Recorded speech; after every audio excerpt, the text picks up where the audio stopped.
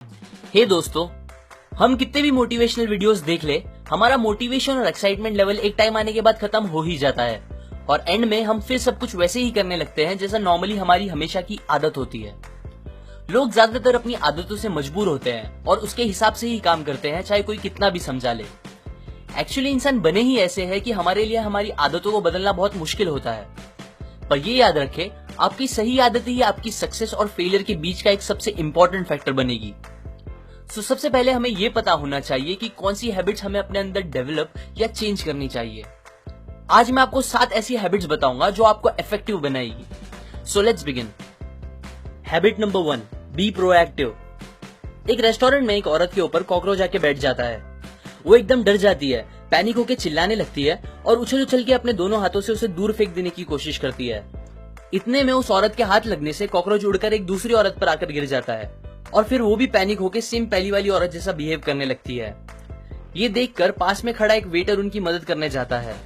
इधर उधर फेंकने में कॉकरोच अब वेटर के ऊपर आके बैठ जाता है, बट वेटर चिल्लाने और पैनिक होने के बजाय सीधा खड़ा होता है। कॉकरोच के अपने शर्ट पर चलने को अच्छे से ऑब्जर्व करता है और जब उसे कॉन्फिडेंट फील होता है तब फौरन वो कॉकरोच को अपनी उंगली से पकड़ लेता है और रेस्टोरेंट के बाहर फेंक देता है। ये स्टोरी को हम ऑथर के प्रोएक्टिव और रिएक्टिव के कॉन्सेप्ट से रिलेट कर सकते हैं। यहाँ वेटर एक प्रोएक्टिव इंसान था जिसने उन औरतों की तरह सिचुएशन पर रिएक्ट करने के बजाय सोच के सोल्यूशन निकाला और उसके अकॉर्डिंग प्रॉपर एक्शन लिया। रिएक्टिव और प्रोएक्टिव होने में बहुत डिफरेंस है। रिएक्टिव लोग हर चीज के लिए दूसरों को ब्लेम करते हैं। उनका देश तरक्की नहीं कर रहा क्योंकि गवर्नमेंट अच्छी नहीं है, वो तरक्की नहीं कर रहे क्योंकि उनका बॉस अच्छा नहीं है, वो खुश नहीं है क्योंकि लोग अच्छे नहीं है, और अगर कुछ ना मिले तो वो अपनी किस्मत को ही ब्लेम करने लगते हैं। उन्हें लगता है चीजें कंट्रोल करना उनके हाथ में नहीं है, सब हालात और किस्मत का खेल है। सारी प्रॉब्लम्स बाहर से आ रही है, पर एक्चुअली में उनकी ये सोच ही सबसे बड़ी मेन प्रॉब्लम है। वो यूजुअली ऐसे सेंटेंसेस यूज करते हैं जैसे मैं कुछ नहीं कर सकता, क्या करूं, मैं बचपन से ही ऐसा हूं, वो मुझे बहुत गुस्सा दिलाता है।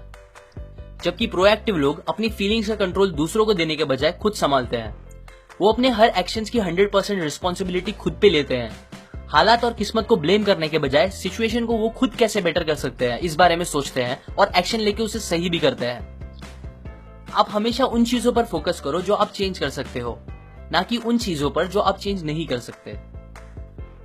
Habit number 2, begin with the end in mind. ये हैबिट मेरे how to be powerful video में बताए एक लॉ से सिमिलर है, जिसमें मैंने हमेशा एंड गोल को याद रखकर स्टेप्स लेने कहा था। अभी के लिए इमेजिन करें आप एक फ्यूनरल में गए हो, पर ये बाकी फ्यूनरल से बहुत अलग है, बिकॉज जब आप देखते हो तो आपको पता चलता है कि कॉफिन में आपकी बॉडी है और वो आपका खुद का फ्यूनरल है। उस टाइम आप अपने आप के लिए क्या क्या बोलना चाहोगे? ये एक बहुत ही इम्पैक्टफुल क्वेश्चन है। क्या आप वो सारी चीजें अभी कर रहे हैं जो आप अपने आप को देखकर तब बोलना पसंद करोगे? एग्जाम्पल, अगर आप चाहते हो आप बोल सको कि हाँ मैं एक बहुत ही अच्छा दोस्त था, तो क्या आप अभी एक बहुत अच्छे दोस्त जैसा बिहेव कर रहे हो? अगर आप ऐसे इंसान की तरह याद रहना चाहते हैं जिसने लाइफ में बहुत कुछ अचीव किया और सबकी बहुत मदद की, तो क्या आप अभी ऐसा कुछ कर रहे हैं जिससे आप श्योरली ये कह सकोगे? मैं चाहता हूं आप अपने आप से पूछो कि ऐसी क्या क्या चीजें हैं जो आपको मरने से पहले कैसे भी अचीव करनी ही है, बोथ पर्सनली और प्रोफेशनली, और फिर जितना जल्दी हो सके उसके लिए काम करना स्टार्ट कर दें। Habit number 3, put first things first. हमें जो काम सबसे जरूरी है वो काम सबसे पहले करना चाहिए। अब ये आदत बोलने को बहुत सिंपल है, पर सबसे मुश्किल भी यही है। कुछ साल पहले की बात है, मैं अपने दोस्त के साथ एक दिन कॉलेज से घर जा रहा था। बातों बातों में उसने मुझे बताया कि आजकल वो बहुत बिजी है और उसे जिम जाने का भी टाइम नहीं मिल रहा, जबकि उसे बॉडी बनाने का बहुत ज्यादा शौक था। थोड़े टाइम बाद रास्ते में हमने देखा एक जगह भीड़ जमा हुई थी। वहां कुछ आदमी लड़ रहे थे। मेरा दोस्त वहां रुक गया और मुझे भी साथ रुका लिया। फिर हमने वहां रुक के पूरी लड़ाई एंजॉय की। सब खत्म होने के बाद मैंने उससे कहा, ये सब देखने से अच्छा घर जल्दी जाके तू जिम चला जाता। उसने हंस के कहा, छोड़ना यार, जाने दे। हाँ, मुझे पता है जितनी देर हम वहां खड़े थे उतने टाइम में शायद पूरी जिम नहीं हो जाती, पर यह भी सच है कि मोस्टली हमें जितना लगता है हम उतने बिजी होते नहीं। ऐसा कितनी बार होता है कि हम डिस्ट्रैक्ट होकर अपने फेसबुक फीड्स बेवजह स्क्रॉल करने लगते हैं, यूट्यूब पर वीडियोस या टीवी देख के टाइम पास करने लगते हैं, और कुछ नहीं तो बस बेवजह की बातें सोचने लगते हैं, जबकि हमें कुछ बहुत इंपॉर्टेंट काम खत्म करने बाकी होते हैं। ये सबसे कॉमन आदतों में से एक है जो हमारा बहुत सा इंपॉर्टेंट टाइम वेस्ट करती है और हमें कभी एक एवरेज इंसान से ऊपर बढ़ने नहीं देती। सो अगर आपको कुछ करना है लाइफ में, तो हर रोज वो काम सबसे पहले खत्म करो जो आपको आपके गोल्स तक पहुंचने में हेल्प करेगा। उसके बाद बचे दूसरे कामों को प्रायोरिटीज दो। Habit number 4, think win win. मान लो मेरा और आपका एक यूट्यूब पे प्रैंक चैनल है और दोनों के पास 1000 सब्सक्राइबर्स है। अब मुझे आपके चैनल के बारे में किसी से पता चलता है और मैं आपके वीडियोस देखता हूँ।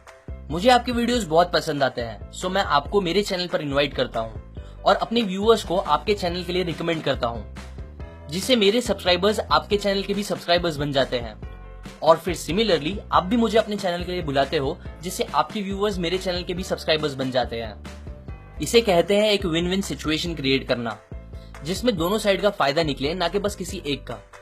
अच्छा, अगर मैं ये सब करने के बजाय आपसे जेलस होके, क्योंकि आप मेरे कॉम्पिटिटर हो, एक फेक आईडी बनाता, आपके सारे वीडियोस डिसलाइक करता और बुरे बुरे कमेंट्स डालता, ये सोच के कि इससे आपका कुछ नुकसान होगा और इनडायरेक्टली मेरा फायदा होगा, तो क्या आपको लगता है मेरा सच में कुछ फायदा होता?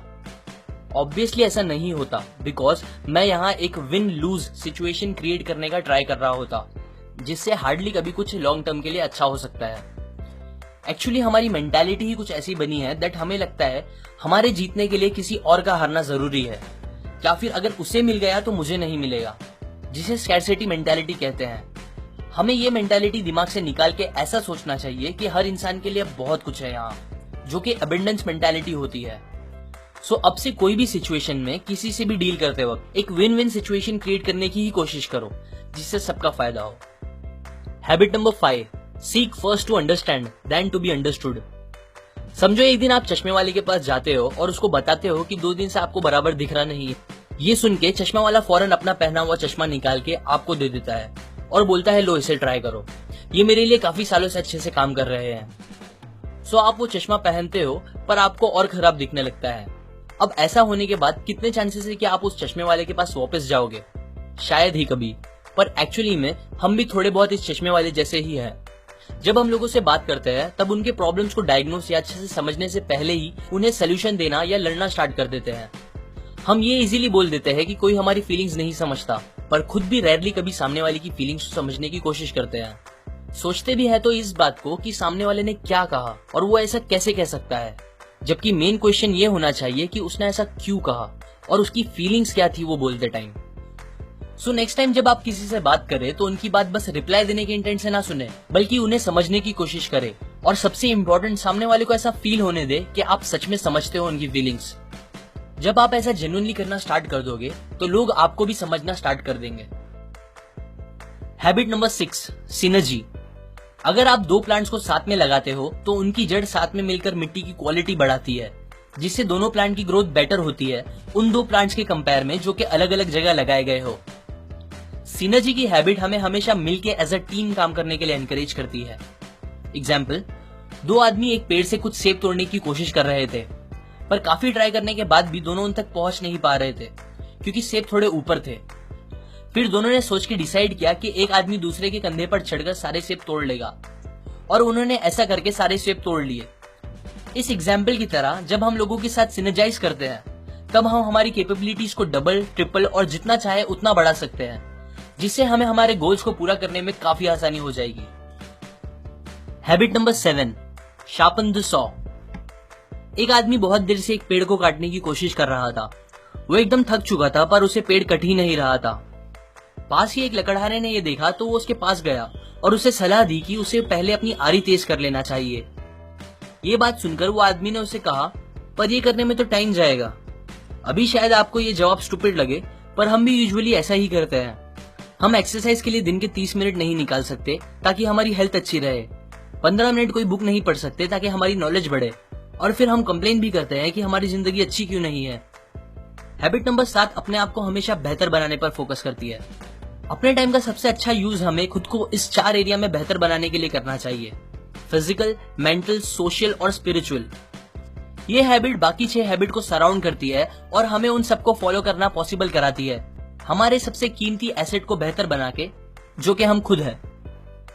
ये कॉन्सेप्ट्स मैंने again one of my favourite book 7 habits of highly effective people में से बताई है। लाइक करें अगर आपको ये हैबिट्स अच्छे लगे, अपने व्यूज कमेंट करें, शेयर करें ताकि सब ये नॉलेज का फायदा उठा सके, एंड सब्सक्राइब करें। मैं और ऐसे हैबिट्स आपके साथ शेयर करूंगा। और फाइनली, थैंक्स फॉर वॉचिंग।